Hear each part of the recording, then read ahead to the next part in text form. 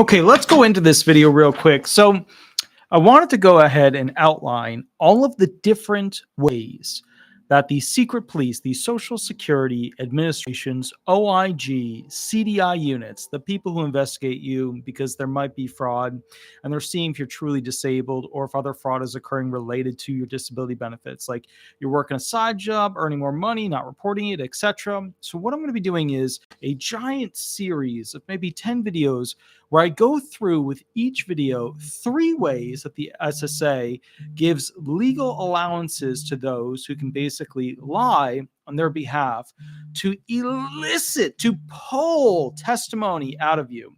And remember, a lot of this has to do with essentially setting the stage to get you to talk or invite them into locations that they normally would not be able to go to without a warrant. All right, so please remember to like and subscribe. Don't be stingy with the likes. Let's get right into this video. First off, I realize there are fakers and fraudsters out there, but there are significantly more truly severely disabled people who deserve to know how these CDI units use the information to question their disability severity. You know, they question the severity of their disability, the status of the disability, what benefits they have, what benefits they're getting in conjunction with it, all that stuff. Now, of course, you don't need to talk to the CDI investigators when they approach you, as they are there to write up what's called an ROI, which is a fraud report. I want to make something very clear. I see both sides here. I see the benefit of having the secret police. I see the benefit of people knowing how they work. Okay. I want to make something also very clear that I've represented people who got stuck on the wrong side of a camera lens and those who were arguably, and I found this out while representing them, being fraudulent. Absolutely. Absolutely. You're going to come across them. Many of you see the disability check as a tiny, barely livable monthly check. But to those who are working and committing fraud, it's the cherry on top of the pie. It's like that little bit of extra that gives you something. So for those who want to know how CDI units approach with their stories, right? How they get close to you, how they talk to you, how they interact with you, how they make you feel like you should help them. Here are some of the general examples of the types of ruses that they use. Ruses is just a way of saying lying. This is a collection from both clients and non-clients. The most common one is the first one. However, the techniques used are varied. Also remember that some of these, I personally know have been used because I've read the reports. I've been in the hearings where we went over them. Some of them have been reported to me from people who have been investigated or people who believe that they are currently under an investigation. Okay. Now, please remember that some of these ruses are specifically taught, tested, and sanctioned by the SSA for fraud collection purposes. The types of evidence that they want to get, this is one of the techniques that they use.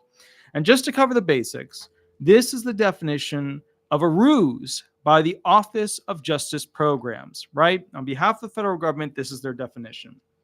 A ruse is a strategically planned deception by law enforcement, concealing the officer's identity or their intent has been seen as effective in potentially saving significant months of investigative work. A ruse, also known as undercover work or stings, is intended to obtain fugitives from justice, establish probable cause for arrest or search, access a person or property without the use of force, and interview an uncooperative individual. Even though ruses are viewed as effective and useful in law enforcement investigations, they have also been recognized as violating both the Fourth and the Fifth Amendment rights and creating ethical concerns. It is important that officers are aware of this controversy and knowledgeable in the legal and ethical ramifications of ruses. In doing so, they can avoid unnecessary controversy. When planning a ruse, several issues should be considered. The Department of Officers' level of expertise with ruses, the access to potential alternatives, the relationship between the agency or department and others, and the consultation with line staff as well as management. Also, for all the people that are calling right now, I totally see the phone is ringing. We're going to be doing that live video a little bit later. I know we're super late. I am just so super duper tired. I'm so sorry. I was working on this brief and I just couldn't connect the dots on it. And then I took a bath and I fell asleep in it. And that's what happened. Then I woke up, worked on another thing, and then I was supposed to call somebody else about something I'm actually really excited about, but just didn't work out time-wise. So anyways, the point here is, We're going to be going through all the ways that they lie to you, 3 per video. Now, remember, okay, and this is important to kind of remember. When it comes to this, I'm just going to give you the quick and dirty version. I'm not going to go into huge detail. Let's go into number 1. The stolen identity ruse. Okay, this is the most favored one. This is the one that's most commonly used. This is like at the top of the book kind of gig. It's about your identity being stolen or someone else's that you know about. If your phone, computer, tablet, or any online sites with your info were cracked or stolen, and you reported that to the police or the sheriffs, then they will use that information, that reported information, to add validity to their statements. They can claim they found your ID or have something personal to you, or that your passwords have showed up online, things like that. Now, remember, they're not allowed to create evidence that basically pushes this further along. They're allowed to say things, but they're not allowed to create a document that's a fake lab report or a fake medical report or a fake, police report to use against you, right? That's across the United States for the most part. That's considered horrendously illegal. Now, this stolen identity ruse is extremely common. It's pretty much the number one that they mostly use when approaching people when searching and doing disability fraud. Number 2 on this list, the help me ruse. It's a lie about a fake problem that you can help them be a solution to. One of the interesting things about the disabled is that a lot of them are accustomed to people either being total buttheads to them or being really kind to them. There's not really a lot in between, because a lot of people, when they look at the disabled, they either want to stay away and they don't want to help, or basically it's one of those things where they're like, hey, I'll reach out, I'll help that person. And just so you guys know, if you're ever sitting there and you see a disabled person, you're like, hey, what's up with that? That looks a little different. I don't understand how that works. All you should be doing is thinking, is there a moment where I should walk up and say, hey, is there something I can help you with if they're struggling, if they're trying to do something? Because, man, they need the help. But inherent in that 50% principle of 50% are super cool with the disabled, 50% are kind of not. That 50%, the disabled have become accustomed to seeing a random nice face popping out of nowhere. Now, you have to understand, and maybe you'll disagree with me, that there's the potential for a buttoned up, suit and jacket kind of personality that adds validity to the 50% who want to help a disabled person. So you're having a leaning, if you will, a tilt in the direction of those who come up to somebody dressed in a more formal, traditional style of dress, right? And then if they speak to you in a manner that which sounds educated, sounds somewhat authoritative, and seeking your help, that's going to create in the disabled person this moment where they can return back to being useful in the eyes of what they used to be, somebody who could work, somebody who could add. Ah, wow, super duper. Hold on, guys. Lynn Wilson, $10 for the donation. I really, really appreciate it. That's absolutely amazing. Thank you. That's super, super cool. Thank you for all you do. Excellent. Very, very cool. We also have one from Benny Hill. Very, very cool. That's awesome. Oh, it's a little synth keyboard. That's super cool. Benny Hill, that is amazing. I'm trying to get back into music. I'm doing it poorly. I was actually really mad at myself this Christmas, New Year's, because I was going to play the guitar and then I picked it up and I couldn't make it happen, but I am going to do it one of these days. I'm going to shoot some video of it. I'm going to have a really good time with it. But Benny Hill, thank you for the $9.99 donation. Absolutely love the little lemon person. That's awesome. Very, very cool. So the idea here is, and sadly, this is how it works. These investigators know that the disabled have a weakness. The disabled want to help somebody and they want to be useful.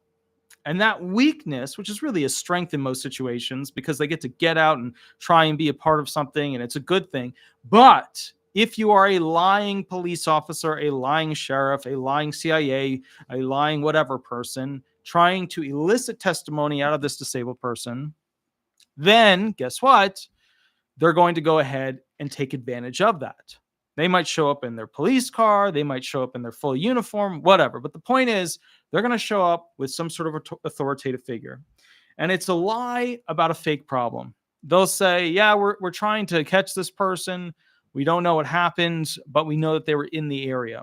Yeah, we knew that there was a bike thief. We were just wondering if you saw something. It's the help me fight or figure out how to fix this problem. And did you see anything? And a lot of the disabled, they'll jump on board. They're like, yeah, I saw this, or oh, you might want to check with that. All this information starts coming up because, again, let's be fair, the disabled although I do know some disabled that are never home, the disabled, right, in majority will be at home more than other people, right? Because they're not going to work. They're not always doing grocery shopping because they can't lift stuff. They can't grab stuff from up high. They can't, put it into their car, unload it from their car, whatever, right? So the point is they're usually home. And because of that, the disabled feel like they have this superpower of seeing what's going on in the neighborhood, right? Those super Karens. I'm just kidding, but a little bit of that, right? And so when you think about it, when you think about that feeling, right, that like, oh, I could be helpful and I have a unique interest in this because I'm always around and who would know better than me? You start to add up this equation of how the disabled fit into this model of feeling like they can be truly useful towards this individual that's an authoritative figure. Now, remember, the disabled in majority, want to go ahead and be a part of society because that was ripped out of their life, right? The whole like going to work, having work friends, coming home, like doing the thing, earning money, that was ripped out of their life, right? The SSI people, some of them no, but the SSDI people, that was ripped out of their life. They were working at some point. So they want to be part of the system. They want to be part of the interactions.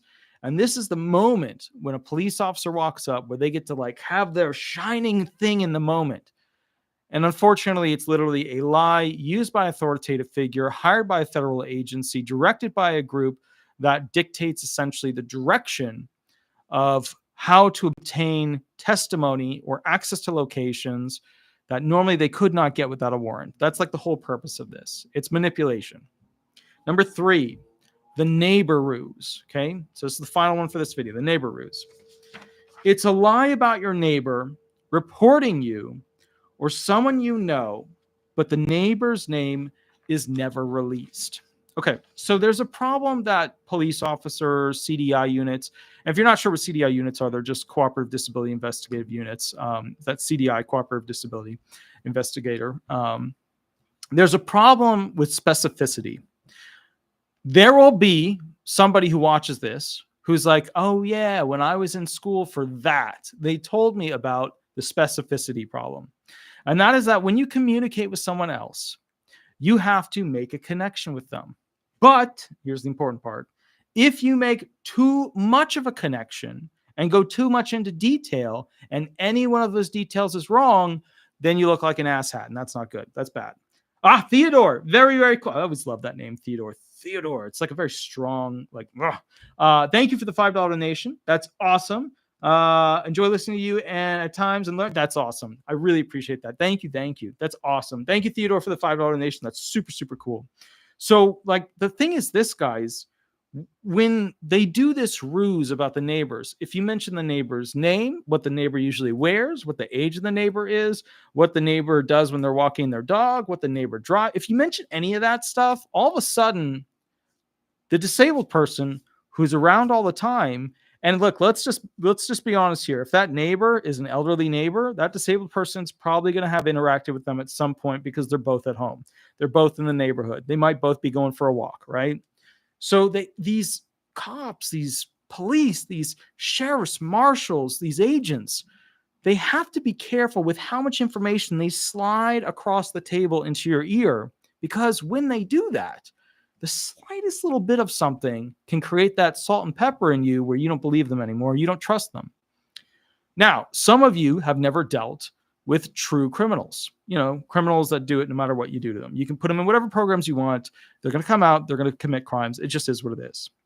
True criminals are always watching their back and watching their front. They won't sit with their face, right, against a wall. They want to know where the door is so their face can be looking at it. They will always be questioning what the person is saying to them, because somewhere in there might be something that's going to be used against them, or something that's going to cause them to meet somebody else that's going to cause them problems. As a result of this, the disabled don't usually have that training. How do you get that training? Well, you get that training when you go to jail, prison. They are training camps for those who would like to commit crime going forward. They truly are. They talk about all the things about how to do it more effectively. They talk about the mistakes that they've made. They talk about how they learned things. It is truly the school of hard knocks. It really is. The disabled, they don't have that for the most part. I mean, sure, some of them have that, but it's very rare. When it comes to these ruses about neighbors, the main thing that I've seen people question or talk about as a potential problem is where the neighbor is actually located. So what you're going to hear is in the communication and the recording that they ultimately make with you in it, they will talk about a neighbor that's 2 streets over, 4 streets over, on this street over there, on this street over there. Okay. They're never going to put the neighbor on the same street as you because you're going to know that neighbor too well. It's always going to be far enough away where you couldn't have walked there. It's always going to be far enough away where you weren't likely to go over that way. And this neighbor, when they tell you the information, they're not going to have a lot of specifics. So the bottom line is, if you say, cool, what's their name? Now, I personally had somebody walk up to my door one time and ask me about a person that lives at my house, right? Got them all on camera, getting out of their car, walking up to the door, looking at all the cameras, all that jazz. And what happened was they asked me, hey, is Teddy here, or whatever the name was. I forget what it was. It's like, Teddy who? Because I'm an attorney. I know the bullshit games. I don't have his last name. It's in the paperwork. Will you have the paperwork on you? No, it's in my car. Well, do you remember what the name is anyways? No, I really do. It's Teddy. What? Help me out here. Do you have a middle name? No, it was either the second or the third. Was he a junior? I don't remember. Well, what's the purposes of him being here?